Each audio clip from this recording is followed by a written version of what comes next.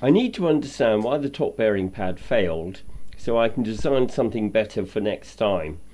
And my starting point is to perform a stress analysis using the finite element method, which is by far the dominant engineering analysis method.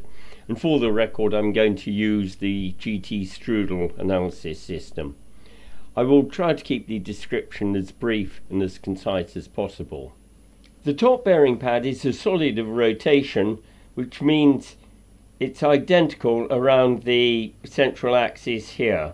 And this greatly simplifies the analysis problem. It's what we call axisymmetric, and the only part I need to analyse is this portion here, and if we know the stress is in here, we know them everywhere else. This is the finite element representation of the sketch which you saw before. On the bottom edge here, we've got the pressure loading from the air helper spring. And up in this region here, the model's restrained. That's where it's bearing on the spring carrier. And here is the deformed shape. The deformations are of course magnified. Along the bottom, it's been pushed up by the pressure from the air helper spring. And at the support here, it hasn't moved at all. I now want to look at the maximum compressive stresses in the area around the spring carrier, and we find that these are typically at least 10 times the value of the pressure applied by the air helper spring. And it has to be, because we've got all that load being resisted over a very small area.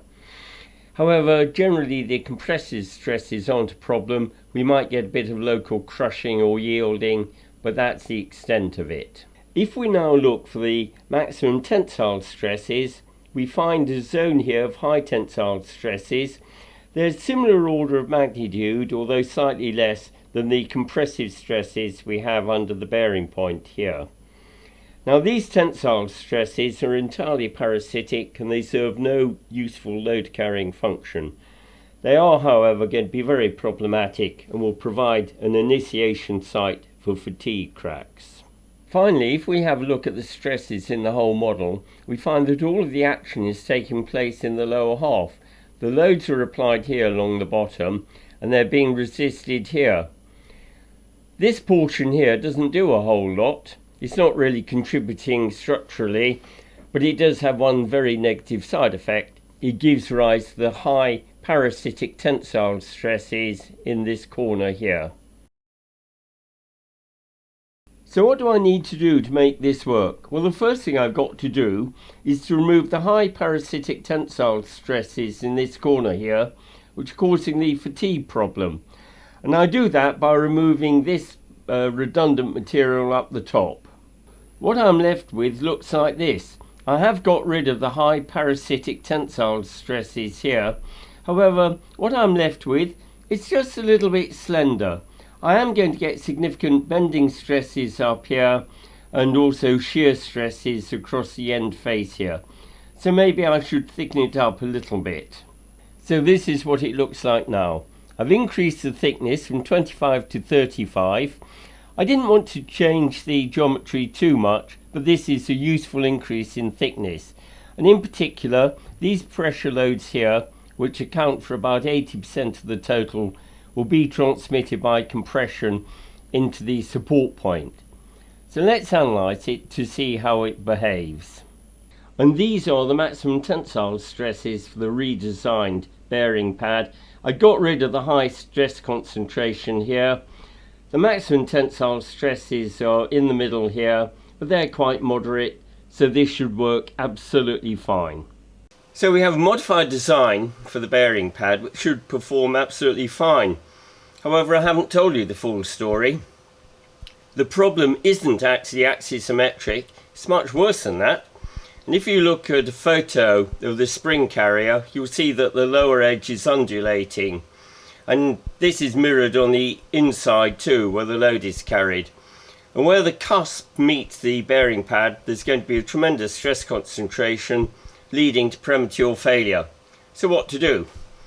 Well, I could change the concept entirely, but I want to stay with the original design and adjust it as required.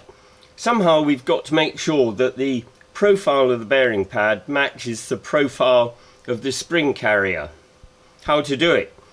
Well, the nicest solution might be to to mill the pad out of a billet of aluminium, which would be really beautiful, but a bit beyond my scope. The other way is to ensure that the bearing pad moulds itself to the correct profile. But what sort of material is going to have these properties where it's going to have adequate load carrying capacity even after taking the necessary deformation? Clearly the polymer which was used before didn't have these properties. The material I have in mind is the most commonly used and longest known to mankind: timber. Quite sure there are people out there who are going to scoff at me, but don't scoff. I've got great confidence in timber. In my long career in the oil industry, we used it a lot for temporary heavy load bearing situations when supporting and moving heavy structures. It works very well and it's incredibly damage tolerant. So I cut out a couple of bearing pads, 35mm thick, to match the original one. I made damn sure they were tight interference fit inside the coil springs, force them into place, install them in the vehicle, and then side by side I'll jack up the axle and then pressure up the airbag, and it forced the bearing pads into the spring carriers above. And as you can see, the cusps bit into the timber. The further in they went, the greater the load spread, and came to a point of equilibrium, and it stayed there ever since. Job done. The events I described took place about 2 years ago. So how have the air helper springs performed since then?